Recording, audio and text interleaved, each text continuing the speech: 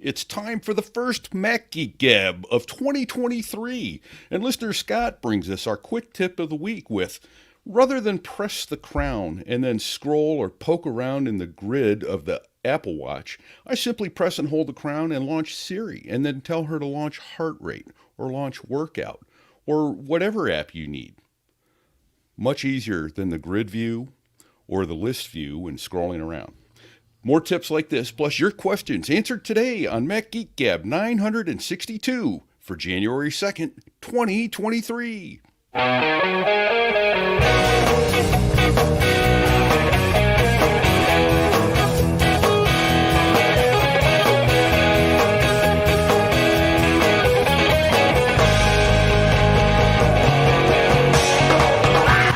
Folks, and welcome to Mac Geek Gab, the show where you send in tips like that. Your questions, your cool stuff found. We bring our own tips, our own cool stuff found, sometimes even our own questions that we try and answer together, either here on the show or as a community on our Discord channel. The goal is for each and every one of us to learn at least 5 new things every single time we get together. Sponsors for this episode include Wildgrain.com/MGG, where you can get $30 off your first box, plus free croissants in every box. And Zocdoc, where you go to Zocdoc.com/MGG. This is a fantastic way to find a great doctor and instantly book an appointment. We'll talk more in depth about both of those a little bit later. For now, here, back on the grid in Durham, New Hampshire, I'm Dave Hamilton. And here in Fairfield, Connecticut, this is John F. Braun. And coming to you from the Northern Command in Franconia, New Hampshire, Pilot Pete. Thanks for having me back, guys. Happy New Year, guys. Yeah, absolutely. Happy New Year to everyone. We're here. Here we are. Of course, we're actually recording this before the new year begins, but that's how it works, because on the 2nd, John and I are going to be on a plane to CES, and then, Pete, you're following us up bright and early on the morning of the 3rd. I'll be there on the 3rd. I have to be there for my daughter's birthday, which is a cool birthday, 1, 2, 3. So she's turning 20 on the 2nd. Oh, amazing. Wow. Yeah, I agree that you have to be there. Yeah, that's great, man. That's awesome. Yeah, it's fun to be with them on their birthday when they're still around. They still like us. They still want to be with us on their birthdays. That's right. Yeah. Exactly. Yeah. So that's a good thing. Hey, speaking of quick tips, listener Paul has a tip for us related to last episode. I mentioned picture-in-picture, and we had some tips about that. And I said that YouTube picture-in-picture was only available for premium subscribers, or YouTube Red, or I don't know, whatever they call it now. It's not. YouTube supports picture-in-picture on the iPhone and iPad for everyone, with an asterisk for not music videos. So if you're playing a music video, it won't go to picture-in-picture if you leave the YouTube app. But if you're playing anything that's not like a movie or a how-to or Mac Geek Gab, for example, that will go into picture-in-picture if you just leave the YouTube app. And so, yeah. And then you don't have to go through machinations. Last week, we gave that tip where you kind of go into an app switcher. Do a question mark. So it does. Well, so yeah, you do the little question mark so that it doesn't go picture-in-picture. Well, if it does go picture-in-picture, you can just swipe it off to the left, and it will hang out there on the left, sort of off the screen. You can bring it back if you want, but you can control the picture-in-picture that way too. Yeah. So thank you very much for that, Paul. Good stuff. Well, that's super nice. You can put your phone in your pocket and continue listening to your YouTube program. That's correct. What a concept. What a concept. Well, because sometimes podcasts like this one are on YouTube at youtube.com/@MacGeekGab, I believe is where we are. I can't remember. Did I make it at Mac Geek Gab or at Mac Geek Gab Podcast? I don't know. Which one should it be? I think it probably should at Mac Geek Gab. Maybe I should. I'll look into that. I'll do that. But I'm not going to do it right now because, John, we have Elbert in with a quick tip of his own. Yeah, I like this one. And I found another one while I was verifying this. In episode 961, you were talking about tapping on the icons on the Apple Watch grid view. If you rotate the digital crown while in grid view, you can zoom in or out. You can then enlarge the icons, making it much easier to tap without fear of tapping the one next to it. And yes, I verified this, though I don't do grid view. I do list view. But so I went to the grid view and rotated the crown, and sure enough, you can also just use touch to move it up, down, right, left. But yeah, this performs a zoom feature. But here's the other thing that I found out, Dave, is that so I was messing with this, and I zoomed in on an app, and then I zoomed in more. It like highlighted it somehow, and I zoomed in more, and it launched the app. So what? Oh, that's Sure interesting. does. Interesting. I always thought it went back to the clock, but that's because I had the clock in the center. Huh. Yep. Fascinating. If you center that app up and zoom in, you got it. Huh. Who knew? Well, very nice. I guess you figured it out. Yeah, there you go. There's a new thing we learned. All right. And I think we got one more quick tip from Brian. Yeah, John? yes. Let me see here. All right. On a recent episode, you discussed adjusting the sensitivity of the touchpad on the Siri remote or disabling the touchpad completely. I've got a quick tip for users that don't want to disable the touchpad but also want help with those annoying accidental occurrences when you accidentally fast forward or rewind. The back button on the remote will undo your accidental activation of the touchpad. If you accidentally hit the touchpad and your movie jumps ahead or backwards, hit the back button and the Apple TV will ignore the accidental activation and return you to the previous place in your movie. Huh. I'm gonna have to learn that, like in my hands, because I always get all freaked out when that happens, and I've never thought to just breathe and hit the back button, and treating it like undo. Yeah. Now the bad news in my case, Dave, is so I think I have a first generation remote. It doesn't have a back button. Yeah, a couple of listeners in our pre-show chat mentioned that if that's what you have, which would be the remote with the full width touchpad at the top of it, as opposed to the circular touchpad that's on the second gen and later remotes, I guess, is that if you swipe left across that whole pad at the top, it will perform the same undo operation. So that's worth trying out too. I thought I tried that. I'll try it again. I remember I had one of those, not the Siri remote, but I had, with my first Apple TV, I had that style. And there was something about going edge to edge that was different than just swiping around in the middle. So it might be an edge to edge thing. I'm guessing here. If you folks know, or if you try this, feedback at macgeekgab.com. Let us know. We want to hear about it. Hold on. Feedback Was that at macgeekgab.com, I think is what you said. I thought he said feedback at macgeekgab.com. Well, I tried. Hey, real quickly on that, though, I don't think that works in all apps on the Apple TV. I tried it in channels, and it didn't work for me. So it may just be in the Apple TV app itself if you're watching Apple TV content. Yes. I don't know. No, that makes sense. Yeah, because different apps are going to respond to that. I mean, the back button command it sounds like from what you're saying, it's not sent, it's not intercepted by the active player. It's sent to the app to decide what to do with it. Right. Interesting. Okay. Yeah. That unfortunately, that logic makes sense to me. Yep. So. Yeah, if only it weren't true. Yeah, well, I mean, the nice part is maybe just ask the developer of whichever apps you use to implement. Channels is supposedly pretty responsive. So they're super responsive. Yeah, so that would be, especially if you point out, like, hey, this is the way Apple deals with this.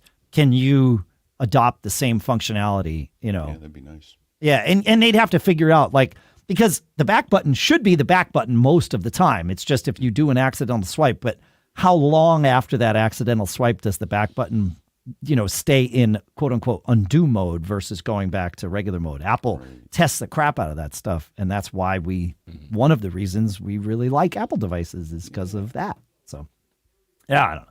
Which they forgot to do with Ventura, as I recall. Go to last week's show. Yeah. Well, we're testing it for them now. This is the beta period. Usually by the time it gets to 0.1, it's not quite as beta-y. I I did find one.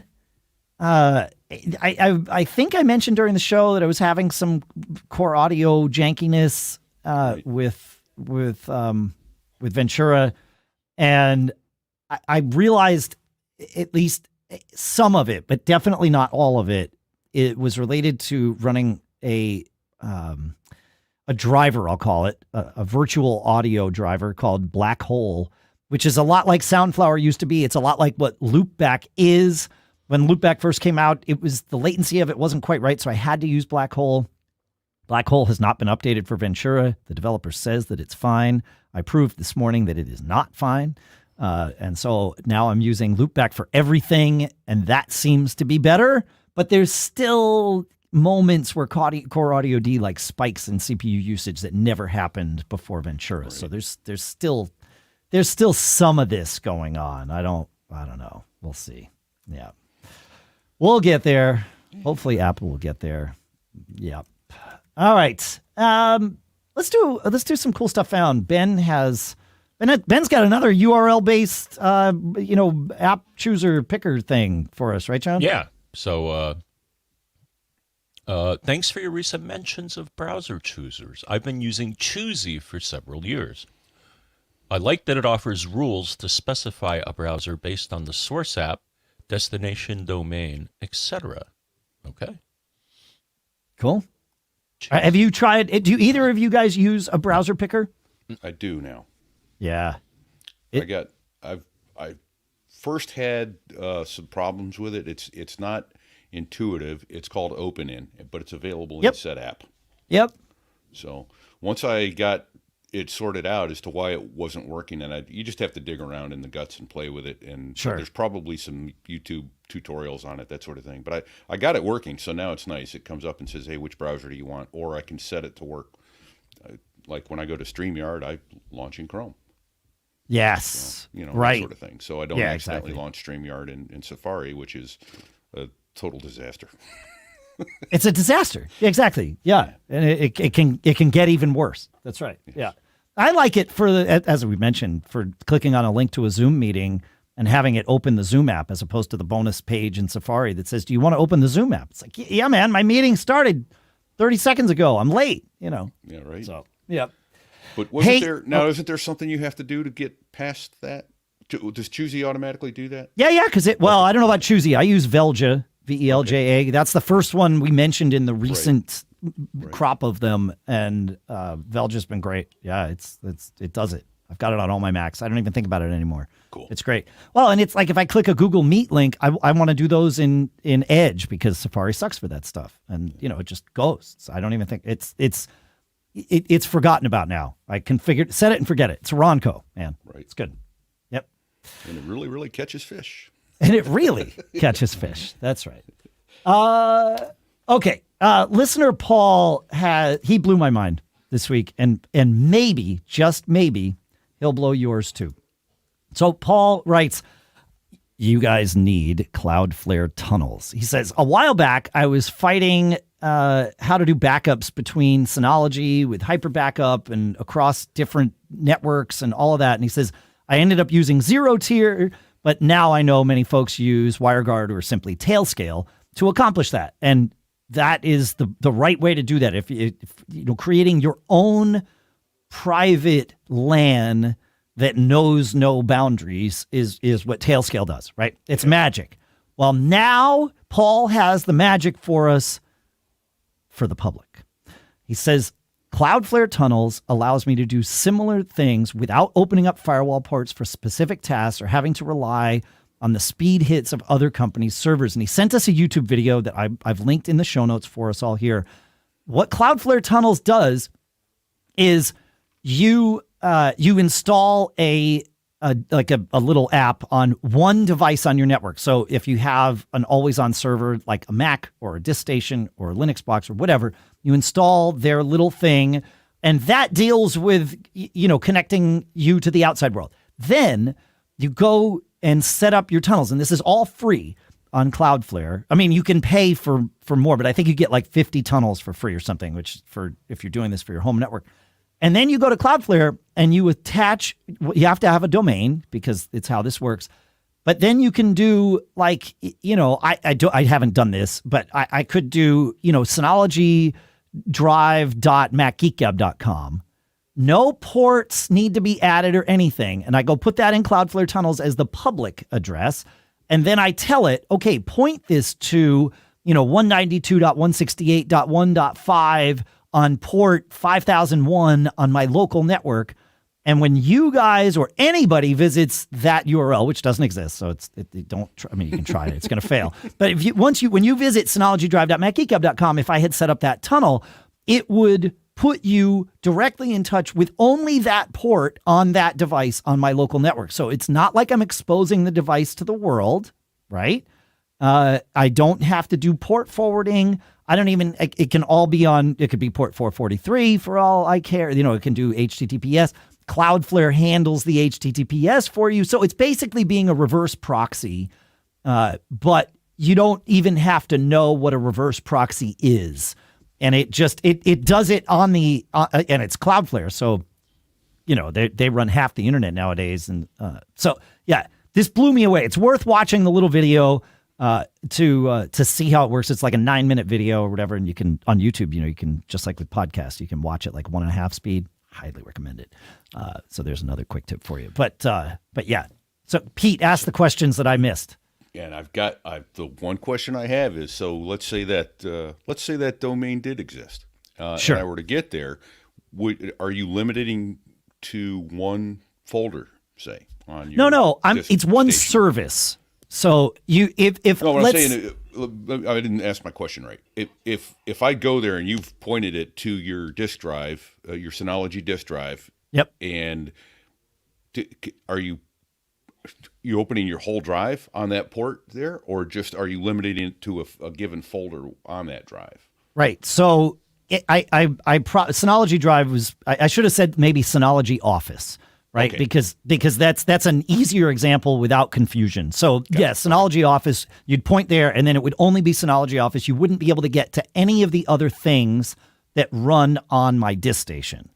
But so it's by service essentially. I mean, think of it as like port forwarding, right? Sure. Because that's essentially what's happening here. It's just port forwarding that the user never even they don't have to go to a specific port that you're then forwarding to another port on your network or whatever. You're not opening up the whole device to the internet. It only is seeing traffic from the LAN. It just so happens that this one thing. It's really cool. And it's public. So it's like Tailscale-ish, but it's for public stuff. Now, if you don't tell anybody the URL, it's not public, security by obscurity, right? But that makes it easier for you to get into your network too, in the event that you can't get in for whatever reason. So yeah, it's a cool thing. He blew my mind. So I have a feeling this is going to be like Tailscale that we talk about a bunch. So did you mess with Cloudflare Tunnels at all, John? No. Okay. All right. I've done Tailscale, so yeah. Oh, Tailscale. Yeah. Tailscale. That's PFM, pure magic. That's table stakes these days. Yep, absolutely. Yeah. If you haven't messed with Tailscale, folks, highly recommend it. Super easy to install and get rolling, and then your devices are just on. I use Tailscale on my local network now, only because I don't have to change any URLs. I just use Tailscale. I don't even use IP addresses. I just use machine names because it's got that whole magic DNS thing. And so that's what I just use. And then it doesn't matter. When I take my computer to Vegas next week, I point them at the thing and you're good to go. And you'll be, my new Mac Mini headless server sits right there.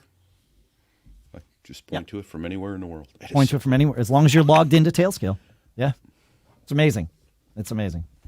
I have a little bit of show and tell to talk about here. The EZQuest has this new, I will call it a travel hub. It's not necessarily travel. It could be you could use it in a permanent setting, which and I'll explain why I'm pointing that out. But it's called their USB-C Multimedia 7-in-1 hub, and it's got a built-in built-in cable to it, which I like because that way, you don't have to worry about losing your cable or anything. But it's a long enough cable, and then it's got it's got two USB-A ports that are 5 gigabit apiece, and then it's got 1, 2, 3 USB-C ports, which are 5 gigabits apiece. Or one of them can be power delivery in the other direction. So this is where I say, and then it's also got gigabit Ethernet and HDMI. So you got 2 USB-A ports, 3 USB-C, and one of the USB-C is dual purpose. So if you are plugging this into, say, your Mac Mini or your iMac that's just plugged in all the time, then that third USB-C port is a 5 gigabit port and you're good to go. If you put this in your bag with your laptop, and you set it up, say, at the hotel at, CES when you get there, then this USB-C port, you can plug all of your stuff into it, including your power adapter. And now you've got your extra screen, your microphone, all that stuff plugged into this hub. You plug the hub into your laptop. And then when you're ready to leave, you unplug the hub and walk out the door. And for the day, you wouldn't want to leave the hub behind, for housekeeping to have to deal with. But, after you leave and have to lost and found it. But yeah, leave for the day. Everything's set up. You're good to go. So it's from EZQuest. It's the USB-C Multimedia 7-in-1 hub, and you can pre-order it today. It's shipping in January, and it's $70. So I like it. The ones I've seen only have the one USB-C port, and it's basically a pass-through for power, and it's so frustrating. It's like, I need more ports. I need the USB-C ports. Yeah, I like my previous travel hub has been the OWC one because it's it's a reliable hub. I like theirs that has it sort of curls the cable in the bottom, but it's only got the one USB-C port. I need more of those nowadays. So right, yep, exactly. Yep. All right, if you're like us, when you're trying to find a cause for your symptoms, what you do is you start asking ChatGPT, right? Because that's what we all do these days. And you stumble down this rabbit hole full of iterative stuff, and you don't know what you're finding. Then maybe you try on TikTok, and there are better ways to get the answers you want and the care you deserve from trusted professionals and not randos on the internet or some AI. Zocdoc helps you find expert doctors and medical professionals that specialize in the care you need and deliver the type of experience you want. Zocdoc is the only free app that lets you find and book doctors who are patient-reviewed, take your insurance, are available when you need them, and treat almost every condition under the sun. Surprise twists and tangents might work for podcasts, but maybe not so much for medical care. You know what we're saying here? With Zocdoc, there are no alarms, no surprises, and no tangents. Choose from thousands of patient-reviewed doctors and specialists, browse doctor profiles, upload and verify your insurance information, and get the care you need.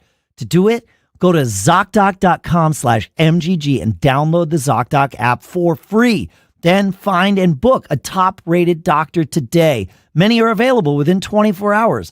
That's ZocDoc.com/MGG, ZocDoc.com/MGG, and our thanks to Zocdoc for sponsoring this episode. Listen, it's 2023. The holidays are behind us. A new year is ahead. There's just one more gift to be given, and guess what? It's for you.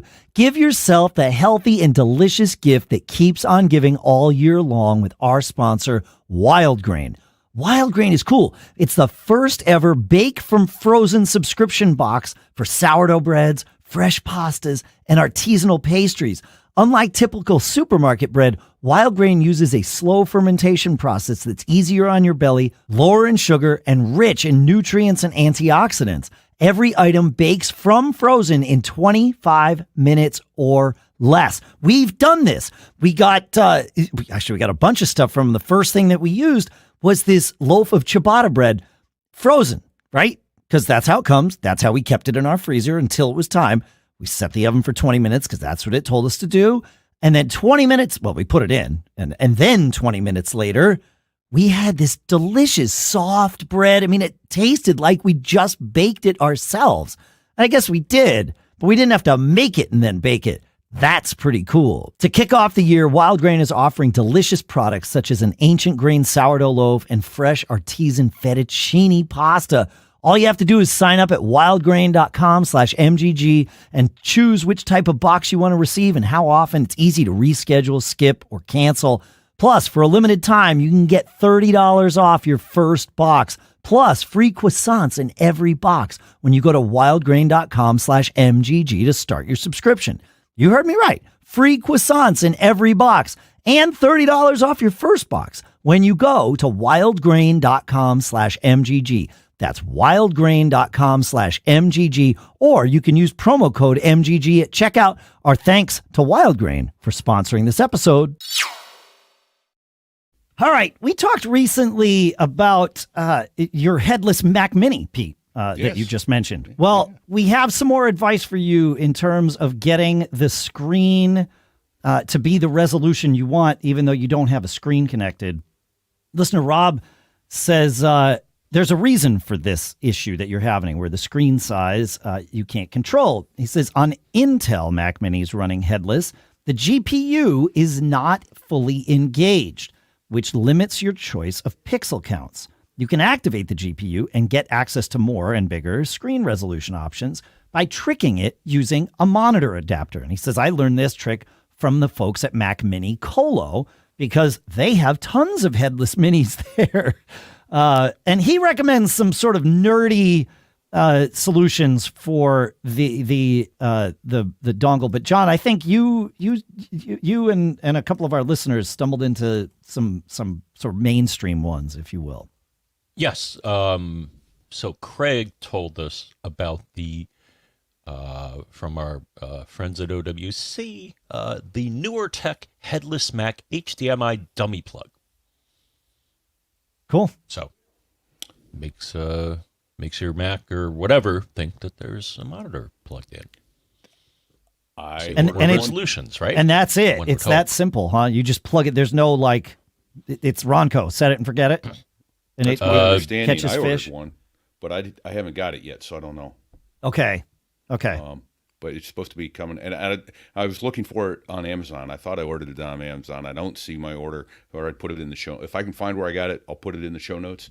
Okay. But like I say, it's coming today, and you supposedly plug it in, and it puts a certain amount of resistance across that plug, and it tells the computer, "Hey, you're there," and then you can choose more resolutions.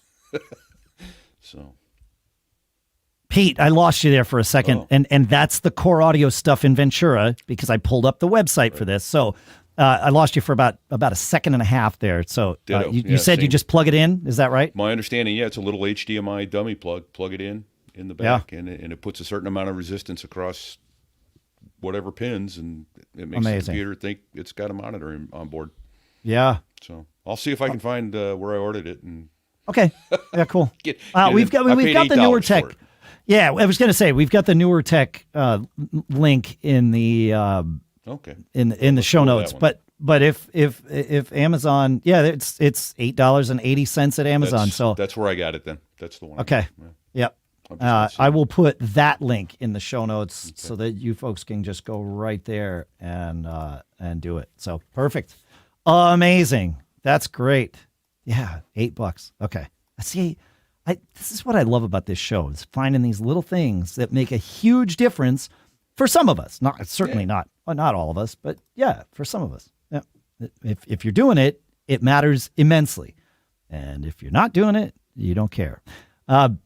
Lastly, listener Robert, different from Rob, shared some thoughts about this, and he says he was in that scenario once. He plugged in a 7-inch HDMI video monitor used for a video camera rig, and using a magnifying glass got through Mac OS setup. He says, I don't think you can do setup without having a physical monitor attached. So he also recommends the Luna dongle, which is like Sidecar for older Macs, and they created support specifically for using it with headless Mac Minis. It's more expensive than the NewerTech thing, but if you already have one or can use its other features, it's worth looking into. So, okay, we'll put a link to the Luna dongle in the show notes too. That's yet another thing from the AstroPad folks. Yeah, cool. Thanks for that everybody. Yeah. So this week, we're trying to decide, folks, and you can help us. Who had a worse week, LastPass or Southwest Airlines? Maybe it's a worse month, right? But I want to start this conversation by answering a question from listener David, because I think a lot of people are going to be in this scenario. LastPass users primarily, but perhaps even more beyond that, seeing about these hacks. And we'll dig into the LastPass hack. But you know us, we like to answer questions. So David says, I've been a Mac user for many decades, and the cruft impact is real. I started out with 1Password and now use Bitwarden with passkeys, which sounds like a good idea. And it got me wondering, at what point should I just start over and use iCloud Keychain? My iCloud Keychain is so far out of date, I literally get prompted with my parents' credentials on a certain website. I get Keychain prompts and then have to shift to Bitwarden. My thought is there a way to just clean out, dump, and start over with Keychain and then rebuild it across all my devices with all my up-to-date credentials with what I have currently in Bitwarden, or just reestablish with passkeys? I tried looking for something on how to clean out Keychain, but I can't find the setting to do just that and not everything else. John, you dug into this a little bit. What did you find any way to clear out iCloud Keychain? No. Okay. I did find something. So it sounds like what we want to do here is to get stuff from Bitwarden into Keychain, right? Well, I think he wants to wipe out iCloud Keychain and then put the stuff from Bitwarden in. So he doesn't want to just he's worried about the cruft. Now I think, and I'll do this here, but if I were to go into Safari preferences, and hopefully it doesn't stop the audio again when I do this, but I think in Safari preferences would be the place to wipe out all those passwords. Is just go highlight all your passwords and hit the minus key. I think that would do it. And you could... That sounds reasonable. Yeah, and you can export them there too. So you could... That's sort of the first thing I would do is highlight all, export all passwords. Actually, you don't even need to highlight them. You can export selected or you can export all. And then maybe from there you can even import, but I don't know, maybe not. You can export. Yeah, you can import passwords with a CSV file from passwords in Safari or from another password manager. And I know 1Password can export as a CSV. My guess is Bitwarden can export as a CSV. So, right? I mean, that would be the way, because that way you're not going into Keychain access and messing with all the other entries that aren't just your passwords for websites. Right, but Safari seems to be the place to do it. That's what I would do. I don't know. Did you find anything else? Yeah, and it's involved also. So I found a script here. Import from Bitwarden to a Keychain. Okay. Over an Apple support, and they actually have a two-step process. So they're like, okay, first, do something with Chrome, and then do something with Safari, and then it'll populate it within Safari. So why would you have to use Chrome? I wonder if this thread's from May of this year. I wonder if the import passwords feature is new in Safari. What version are we on? 14 now, I want to say. 16, sorry. I wonder if that's new in Safari 16 or new since May of this year, because I see no reason why you couldn't import the CSV into Safari. It literally says you can import a CSV. So I think that's the path I would take with it.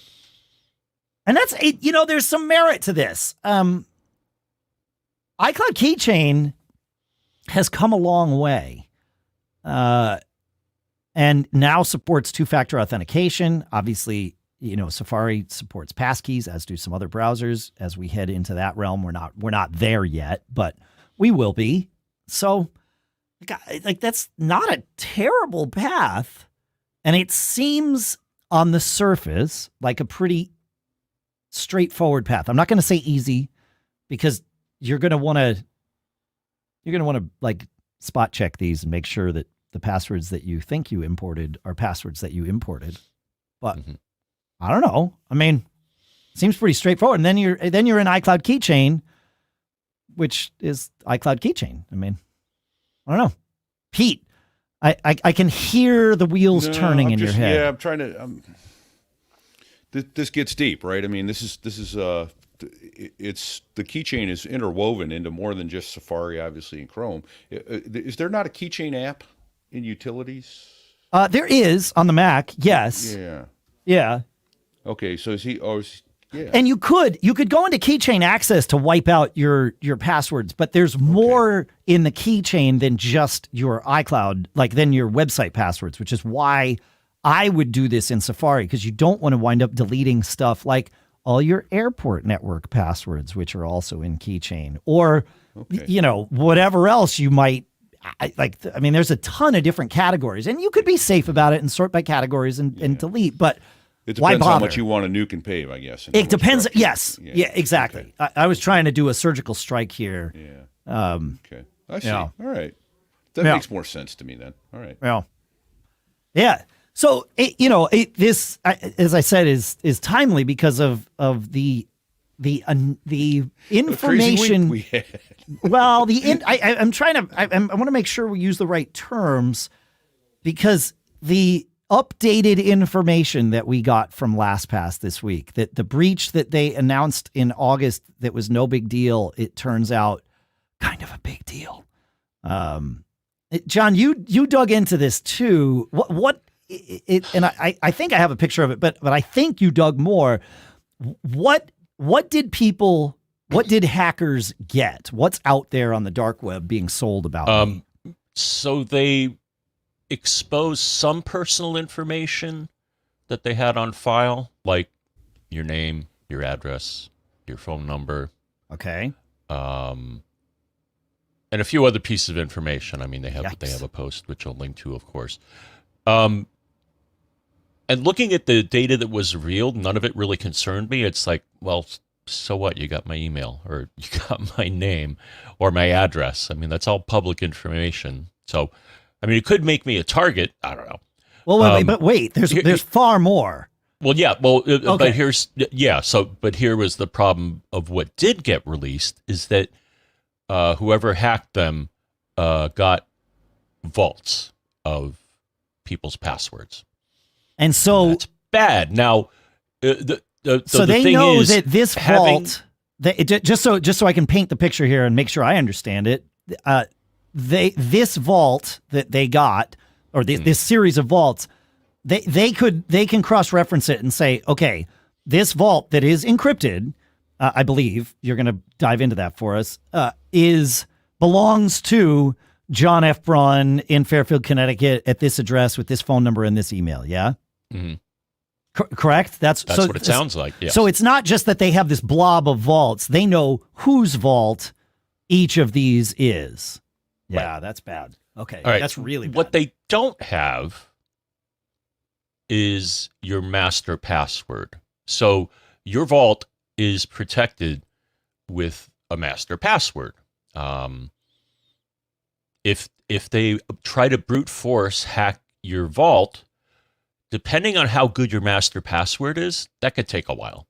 Yeah, but if your master password sucks, as most people's do, come on in. Yep. And it sucks. Like if your password is not the folks at 1Password, obviously competitor to LastPass, put out an article that sort of talks about how entropy is more important than length, and entropy being randomness.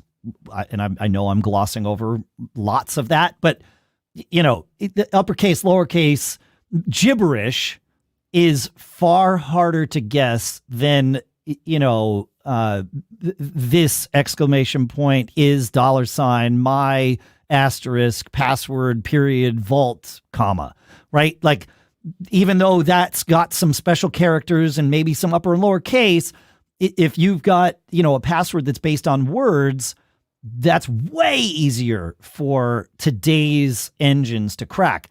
Where it gets even worse is they know that this password vault belongs to you. And so if they want to get into your vault, they aggregate all the other information they know about you, your pets' names that you put on Facebook, your family's names that are related to you, right? All of those things, where you went to high school, your mother's maiden name is out there, right? So all of those things come together, and now your password might be easy for anyone to guess, let alone people that have the wherewithal to do this.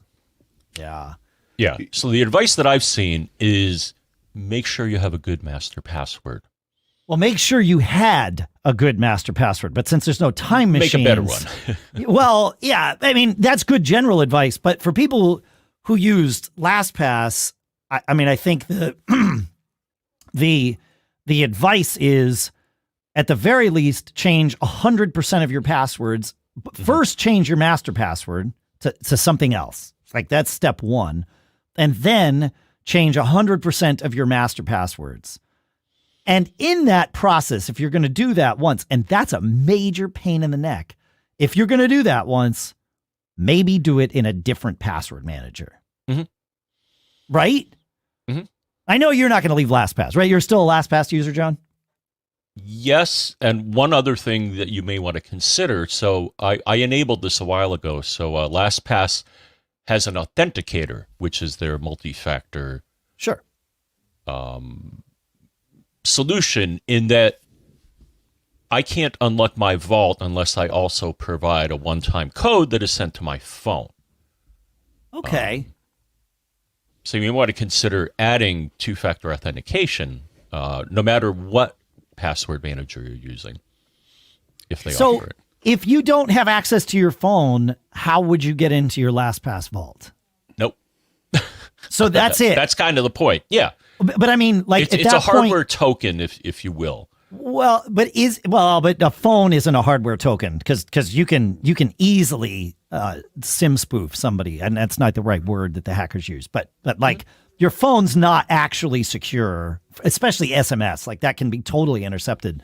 But if you can't get that SMS message, there's no other way with LastPass to unlock your vault. I find that hard to believe. I mean, it could be SIM jacking. Not that I'm aware of. Though they offer multiple.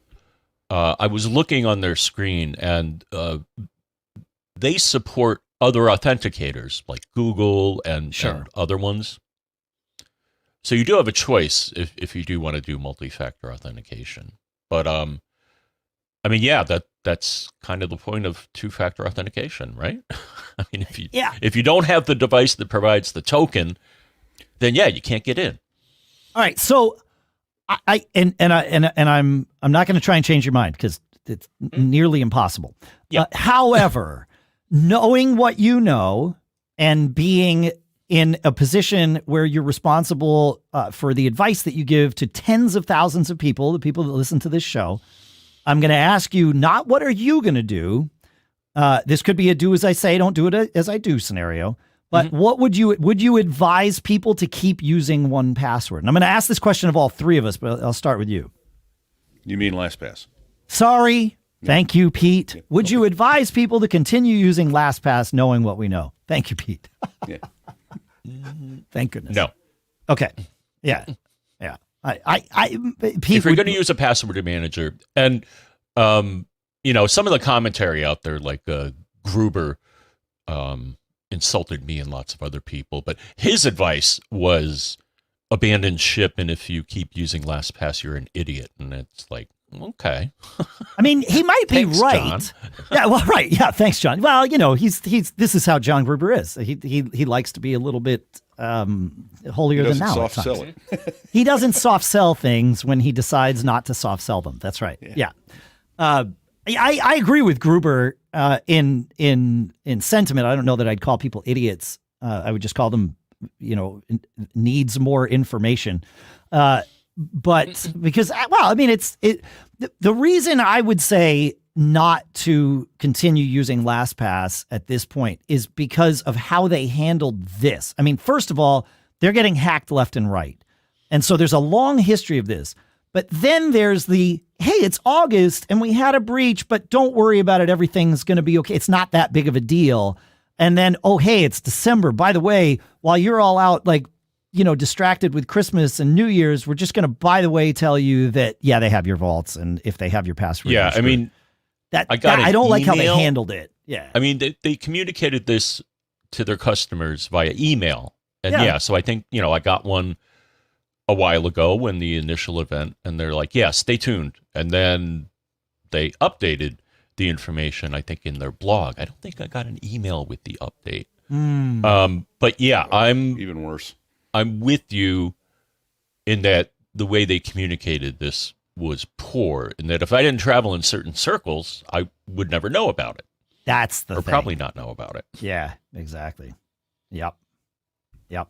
So with all this in mind, though, it really got me thinking about password managers in general, because stored on the issue here, I mean, there's many layers of the issue. There's the way LastPass handled it, but then there is just the bare facts that your password vault is stored on LastPass's servers. My password vault is currently stored on 1Password's servers. It used to be that I could sync my 1Password vault via Dropbox. Like, they didn't have their own thing. And instead of using Dropbox, I used my Synology Drive to sync my 1Password vault. And then I controlled that cloud. It wasn't on their servers, but now it is. You have to use their stuff. And I'm not so happy about that. With Apple's, you're using Apple's cloud to store your vault. Yes, it's stored and transmitted in an encrypted way, but it is stored over there on a computer I don't manage.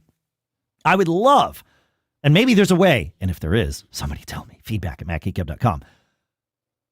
I would love to keep using 1Password, because changing password managers is a pain in the neck, sort of. But maybe not as much of a pain in the neck as we thought, given what we just talked about a couple minutes ago. However, Bitwarden is a password manager that you can store on there. So you can pay them and use their servers as your password vault cloud.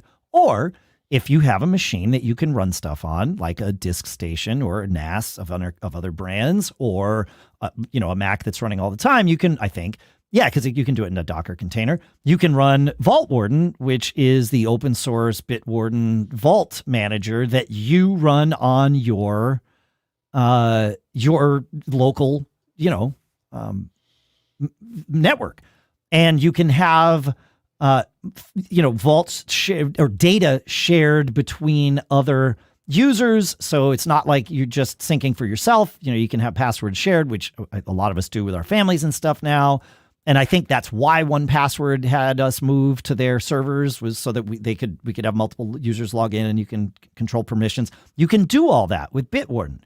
Now, I have a VaultWarden server set up that I set up years ago, and I tried to import things into it and failed miserably and was like, yeah, that's it. But last night, I thought, it's still running.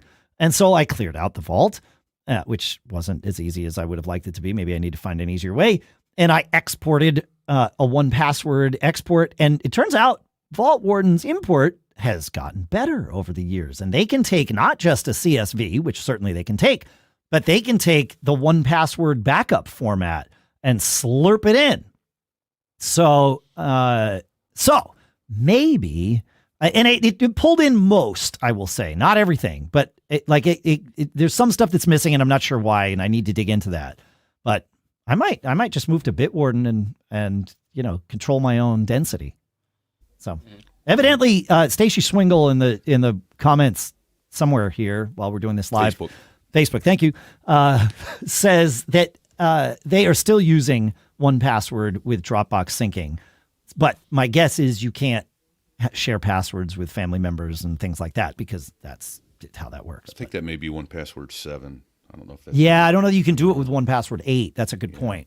Yeah. So, but the funny thing is, I don't think I consider myself semi-tech savvy, and I don't think I would agree with that. Wasn't paying attention that vault with 1Password is in the cloud as well. That is incentive enough to leave it. I'm sorry, because the advice I have, if I was using LastPass, it would be run, don't walk away.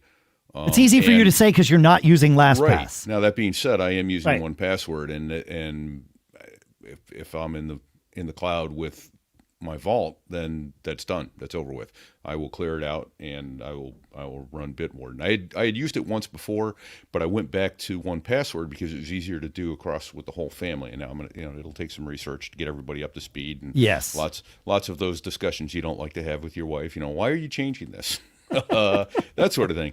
But the other thing, the advice for obviously everybody who uses LastPass is, and John, I'm guessing you've probably already done this, is gone and changed your passwords that are in that vault, so that crack my vault, it's no longer valid, no good to you. Right. If they cracked your old vault from August or whenever that happened, yeah. If you need to change your passwords. Right. And then away. I did put on the I put the link in the show notes to grc.com/haystack, where Steve Gibson talks about how entropy is good, but also he talks about using padding. So if you use a repeating series of 2 or 3 random symbols, that sort of thing too, it makes it more easy for your human brain to remember, but it makes it awfully difficult. If you have the ability to throw in a 32 character, 37 characters, I'll tell you right up front, 37 characters on my Gmail password. Go hack it. Good luck. And by the way, I use two-factor authentication. So yeah, right. So even if they get that, right. Yeah. No, I use a password for my 1Password vault that is completely random, and it's long and it's gibberish. And you know what? After typing it for years, it is in my fingers, man. That's the last thing I'm going to forget before I die, I'm pretty sure. Yeah. It's just there. It's totally random, and you could guess it, but it would take a lot of guesses. There's no pattern to it. It's not English. It's not any language that I know of. Maybe I've invented a language. I don't know. There you go. Yep. No, as is mine. It was randomly generated by 1Password at one point, and I went, okay, I'm going to use that as my master password. Yeah. And it's... All right, so I'm going to pull the ripcord on this, but with one last question. John, we need to answer the question. Whose month was worse, LastPass or Southwest Airlines?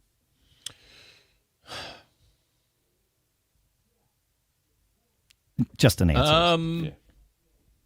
Probably Southwest, since... from what I can tell, lots of people, more people were impacted or been attacked, as far as I know. Oh, I don't think that's true. There were a couple thousand flights canceled. I think LastPass goes way beyond that. Okay. Pete, who had a worse month? From a public relations standpoint, I think because LastPass has been so quiet about it, I think Southwest is ticked off more people publicly up front right now. That's fair. But there's a lot of people out there, I think, that may be affected by the LastPass debacle that don't even know it yet. Yeah, I think Southwest survives this particular debacle. I'm not convinced. I think LastPass has less of a chance of surviving this. That's a good point. So make sure you get backups of your passwords, because if LastPass doesn't survive this and you do choose to continue using them, that may simply not be an option in the future. Yeah. So. Yeah, All right. that's something that should be done no matter what password manager you're using. Is to export every now and then. That's a great piece of advice. All right, moving on to some of your questions. John, you want to start us with Gray? Gray says, I have a problem with messages on my M1 iMac running Mac OS 13.1. The issue predates the OS version. Messages failed to deliver texts, as in the example in the screenshot attached. Both texts were sent to the same iPhone. The green bubble from the iMac, the blue message bubble from my iPhone 13 Pro running iOS 16.2. I have labeled the phone number as an iPhone and the contact card. I have tried unchecking the messages service in iCloud on the Mac, as well as signing in and out. It happens with several, but not all contacts, some of which have iPhones, some Android phones. I was hoping the upgrade to Ventura would solve the problem, but not so much. Would appreciate a suggestion.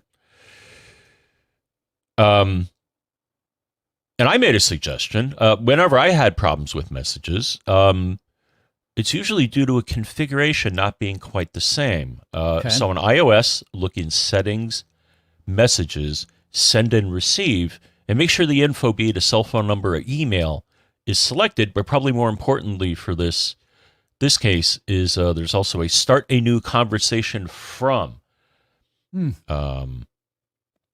setting. And the same info is also on messages on the Mac is in messages setting iMessage. Right. Oh, yeah. Good point. Yeah. I like it. All right. And I suggest that wasn't it, but it pointed them in the right direction. So the configuration settings you alluded to were the same on my Mac and iPhone, but another setting on the iPhone caught my eye. Text message forwarding. Yep.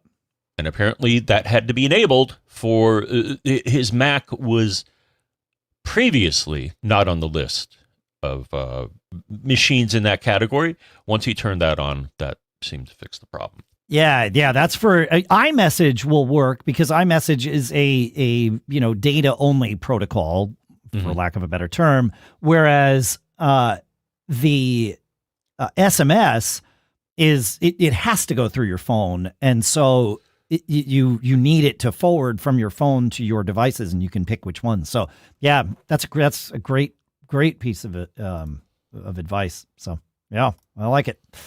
All right, good stuff. I'm glad that was able to get solved. Jeremy has a tip for you, John, for anyone that finds themselves in the position that you found yourself in with not being able to control your Mac that didn't have Bluetooth. Yes. So in the last couple of shows, there has been talk about having Bluetooth off and problems with Bluetooth mice and keyboards. Listening to the year-end recap of iOS today, they mention universal control to be able to operate multiple computers with a single set of input devices. I wonder if you've tried that with an iPad that has a keyboard or pointing device connected. I tried it a bit today on my Mac Mini running Ventura. Nicely done. And an older iPad Pro running 16.1. Unfortunately, I didn't have much luck with controls in either direction. And even the Apple support article on the feature doesn't appear to be completely updated for how Ventura actually works. Thought I would share this as a possible option. Okay. Yeah. There's universal control. Now, unfortunately, I was able to control my iPad from my Mac, but I wasn't able to go in the other direction because I don't have an iPad with a keyboard or a pointing device. Yeah, but you have another Mac, and can't universal control be used from Mac to Mac?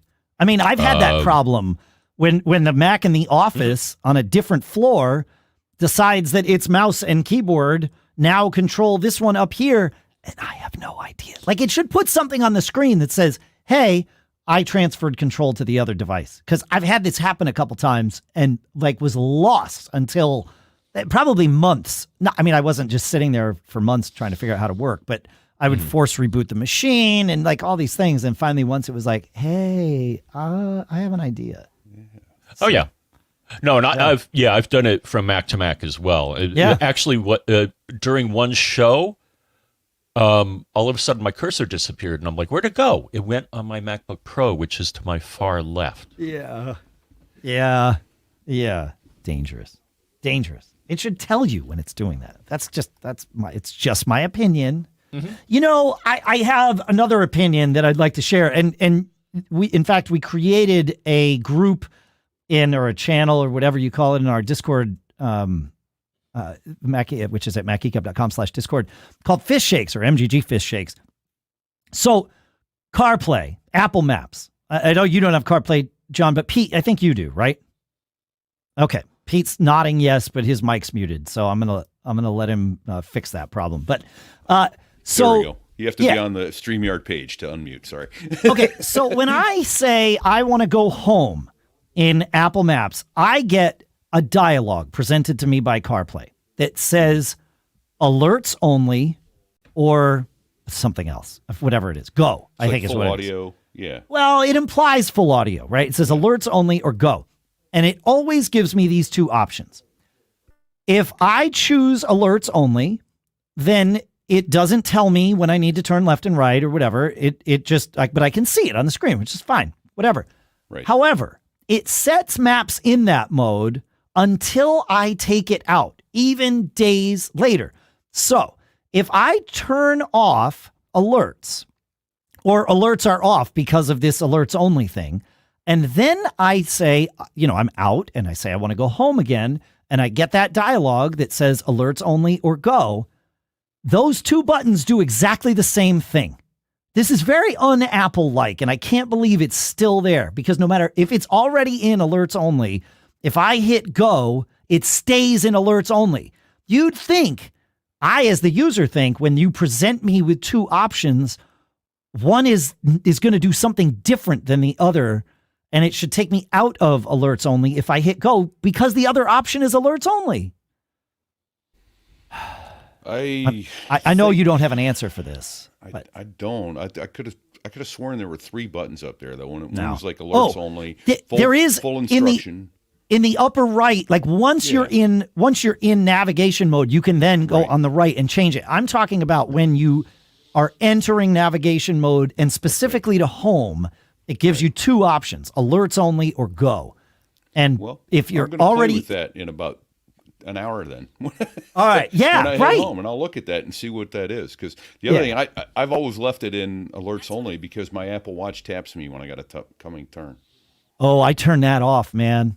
That drives me crazy when I'm driving to have my watch tapping me. That way I don't miss a turn. I get it. No, I understand it. I'm not saying you're wrong. It's like we all are different humans. That's why I do it. Yeah. I leave Yeah, it drives me crazy when my wrist is tapping while I'm trying to drive. I don't know why. It's just the thing. I don't know. Yeah. All right. Thank you for taking me. Thank you for coming to my TED Talk, and thank you for letting me vent. Now that I vented, John, we have Bob, he brings up something that sort of brings together the answers from the question for Gray and Jeremy. Sort of topically, it's thematically related. Save me, John. Sure. So Bob says, here is a complex trick for logging into multiple message accounts on the same Mac. No extra software needed. Summary, you are going to start a screen sharing session over an SSH tunnel to another account on your Mac. You can't normally screen share to your current Mac without some obfuscation. Otherwise, screen sharing will complain with the message you cannot control your own screen. Oh, yeah? However, if you use SSH to create a screen sharing tunnel, you'll be able to start a screen sharing session to another account on your Mac. And then he has some magic here that you can type into the command line. And he's using port 12345. So the 12345 in this is an arbitrary high number TCP/IP port that you randomly pick. It can be anything, but I suggest the 5-digit number less than 65534. Hang on. You've lost everybody. I just want to make sure people understand. There's an SSH command that you have to issue in order to create this tunnel back to your own computer. And we have put that SSH command in the show notes at mgg.fm/962. And yes, that port should be somewhere above 1024 and lower than 65534, so that you don't have to mess with root. But you'd go to the terminal and you do this, and then you would / the next command that John's about to share that's also going to be pasted in the show notes.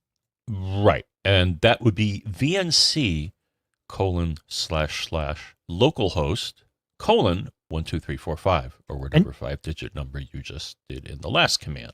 And you don't issue that at the terminal. You issue that by going to the Finder in the Go menu and connect to server. And those instructions will also be in the show notes. And that connect to server dialogue is an interesting one because you can put lots of different things in there. Obviously, this is an example of using VNC. You could put an SMB URL to connect to an SMB server. If you still have an AFP server, you can put an AFP URL. You can put an FTP URL in there. Although I think you only get read-only for FTP. I don't think it lets you do writes. At least it didn't used to. I haven't tried it in a really long time. But, yeah. So, any more to share on that one, John? No, I think that that pretty much does it. Sweet. Fun stuff. I like that idea. And those SSH tunnels, I remember when I first used them, it felt like voodoo because it kind of is. But as John explained, you're just creating you're pointing back to your computer so that you can do things that your computer might not let you. You can log in as though you're coming from somewhere else. It's really what it sort of does. I don't know. You want to take us to Barry? He's got a geek challenge for us, John, which turns into a double geek challenge, I think. Yes. In Safari using Ventura, how do you get the name to show with the icons in the toolbar? I'm sure it's there somewhere. There used to be a checkbox that would toggle this. Well, I don't know. I couldn't find it. It doesn't seem to be there, man. I think you found an article that basically says sorry. Yeah. I since everybody's heard this now twice, I would just say to you, John, I think you're talking behind your pop filter because we're getting a lot of plosives in your. Right. Yep. But if you go into Safari and you go to View Customize Toolbar, it shows you a toolbar with labels. And it's so that you know what these things do, but there's no way to get those labels back in the toolbar to see them, or at least there's no menu item to get those labels back. But is there like a terminal command where you can issue defaults write something to get those labels back? We don't know. Do you? I don't know. Feedback at macgeekgab.com. That's where I would go with it. Feedback at macgeekgab.com. I think that's where I would go. Yeah. Look at that. I'd You're go right. there. Why do they have it there and not in the other place? Right? Right? Yeah. What did you have something there, Pete? Sorry. No, I was just saying that's where I'd go is feedback at macgeekgab.com. But It's a good place to go. Just, Yeah. Tony has an interesting question. It's sort of relevant. I mean, we're traveling. Some people are, traveling soon. He says, I know you've talked about various data plans in some of the shows. I know Dave likes Mint. He says, but here's my situation. I live in Thailand, and I'm going back to the U.S. for about a month in February. I have a U.S. number through Hushed.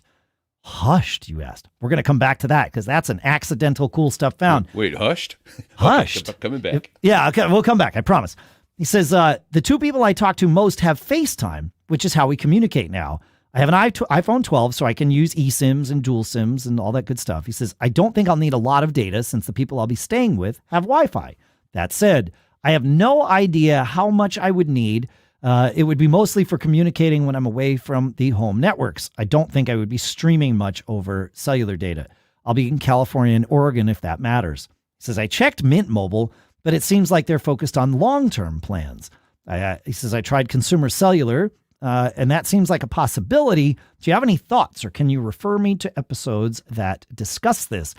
Yeah, the thoughts would be the same regardless of where you're traveling. In fact, I would share these thoughts with someone in the U.S. who has run out of data for their current month on their current plan. And that thought is to use eSIMDB. eSIMDB lets you search for data and voice, but they're sort of focused on data, but they let you find voice plans too if you want. Anywhere in the world, and you can narrow it down by country or not. You can buy global plans, but you can certainly narrow it down to the U.S. Anytime we've talked about eSIMDB, it's been from our perspective as U.S. people who have U.S. phone numbers and are traveling elsewhere. But eSIMDB is location agnostic. It doesn't care. And so you can use eSIMDB to find data plans in the U.S. as well, data-only plans in the U.S. as well. And like I said, if you're a U.S. person like me, and if you run out of data halfway through the month because you wound up, streaming, or, your podcast manager decided to download every episode over cellular data, even though you told it not to, then I would use eSIMDB to find, a 2-week plan that has enough data to cover me and pay $5 or whatever, because it's going to be way cheaper than paying your carrier for the overage if you're on a data limited plan with your carrier. So So yeah, eSIM-DB is where I would go with that for sure. I don't know. That's great, because the one time I ran over before I went to unlimited on Mint, Yeah, it was kind of expensive for the amount of data you got. exactly. They're not expensive for much, but that was kind of like, ooh, that's going to be. It's just cheaper to go to unlimited. Yeah, well, but that's what we've done, because we've had a couple of incidents like that, where somebody just, it happens, right? Yeah, you run up against your what you've paid for, and it's like, okay, well, I could pay them for more, or my phone does dual SIMs, like just do what I would do if I was traveling somewhere else. Yeah, exactly. Yep. We're going, obviously we're going to CES. My Mint plan will work there, and I've got plenty of data left for the month that I'm in. But then in January, I'm going to Italy and for a little bit. And then in February, I'm going to Mexico for a little bit. And so I started looking at plans. I was like, wait a minute, I shouldn't buy two separate plans for this. I think there might be a global plan that's cheaper than buying country-specific data, as long as it lasts long enough. But I think I found one through eSIM-DB that's like a 365-day plan. And then I started thinking, maybe this is a good thing to do every year, because I think I can get 15 or 20 gigs of data for 365 days for it was like $30 maybe. So it's like, oh, they're giving it away. Wow. Should I just do that every year? And then it's a global plan, so no matter where I travel, I just use that. And then I have to make sure I turn it off, because it would also work in the US, but I don't want to burn it here. But it is that sort of overflow data if I wind up running against my limit. Like, I don't know. There's the gears are turning. The light bulb is starting to fizzle, zzz, zzz, right. Like there's something happening here. I don't know. It seems like if you travel international a little bit, it might be worth just doing a 365-day plan. So I got to look deeper. I got to make sure that I got to do the math. I might look at that. I've been using that little MiFi thing for my international data, but yeah, check eSIM-DB for a 365-day plan. Yeah, absolutely. How hard is it to turn? I haven't futzed with it in a long time. How hard is it to turn on and off that second SIM? Oh my gosh! So first of all, it's in settings, I assume. It is in settings cellular. You won't see it until you have a second SIM installed. Got it. But you can set it, like if your plan is only good for, Europe, let's say, then you can set it to just not roam and leave it on all the time. And it won't work here in the US. It will work when you're in Europe. You can set Mint to not roam. Mint won't work when you're in Europe, but so depending on how you do it, it can just be automatic. You can set, I know you can set I don't think you can set per app which app uses which one, but you might be able to. But it's pretty. There's something in shortcuts too. You could probably geolocate. Yeah, and you just go and turn it off. You'll see it at the top of your phone that there's the two things, and it'll tell you which one it's on. So so it's pretty straightforward. But you're right. Okay. Shortcuts might be geolocation shortcut. I like these ideas. This is good. Hey. We're almost out of time, but I promised that we would talk about Hushed, which is essentially this cool stuff found that Tony talked about. It's a second phone number app, and they call it a temporary and second phone number app for data calling, texting, Wi-Fi. You download the Hushed app. They have prepaid plans. It started like $2 a month, and they have bundled minutes and SMS for calling and texting. So it's a pretty cool thing, and you get an actual number that's yours, for this, which is pretty cool. That's slick, right? Yeah. And I'm going to circle back to something else real quick, just because you mentioned it and you said you didn't know. You can FTP in Finder. But you are correct. It is read only. Good to know. Okay. All right. Well, all right. So I'll keep on using Transmit for my FTPing needs. I guess I got to put Transmit in the show notes now. See? There you go. Oh, it's good. I won't mention forklift. Oh, no. Turns out forklift is now also in the show notes. And I definitely won't mention. Sorry, Dave. Forklift from Binary. Dave. How fast can you type? Well, I can type pretty fast. Yeah, there you go. Yeah. All right. I But I hear am going to pull somebody. the ripcord on this. Now, I hear Fun. the band. bringing the band in. That's band. John, what FTP client do you use? CyberDuck? Really? Is that still a thing? I didn't It even know is. that was a thing. Really? I used it when I had those problems with forklifts sometime back. I used CyberDuck and it worked good. Really? Is that at cyberduck.io? Am I linking to the right thing I think here? that's correct. It's a Libre server and cloud storage browser for Mac Windows with support for FTP, SFTP, Amazon S3. Yeah, sure. There you go. What is a Libre server? Who knows? Is that something Oh, free? isn't this Is nice? I just tried to launch it. CyberDuck is damaged and can't be opened. Well, Guess I should maybe it doesn't like Ventura? Oh. Personal server. Libre server, small servers that enables you to run your own internet services independently. I don't know what that's all about. But anyway, here we are at the end. Thanks for hanging out with us, everybody. I Thanks. went to launch CyberDuck. Sorry, Dave, didn't mean to interrupt. I went to launch CyberDuck and it says a new version's available. So, All right. Good to know. all right, I'm done. I'm done You talking. should no, but that tells me that you don't run Mac Updater, which you should be running. Or I hate to say the word should, which I highly recommend we all run because it keeps all your stuff up to date so that those apps that you don't run but once a year are updated when you run them, as opposed to it telling you, "Hey, I'm way out of date. I'm not going to I work." thought Clean My Mac was doing that for me in the background, but See, clean my Sorry, dude. Mac. always available. All right, that's it. I'm hitting the thing. That's it. We're done. Please check out our sponsors at, well, go to macgeekgab.com/sponsors. That's really the best way to get there. Zocdoc.com/MGG and Wildgrain.com/MGG. We had some of their bread again last night, man. It's really good. Fun stuff. Happy New Year, everybody.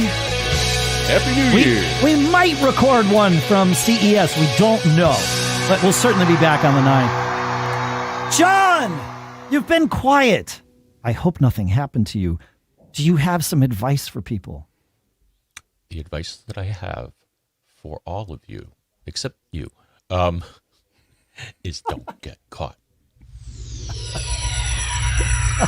Made up.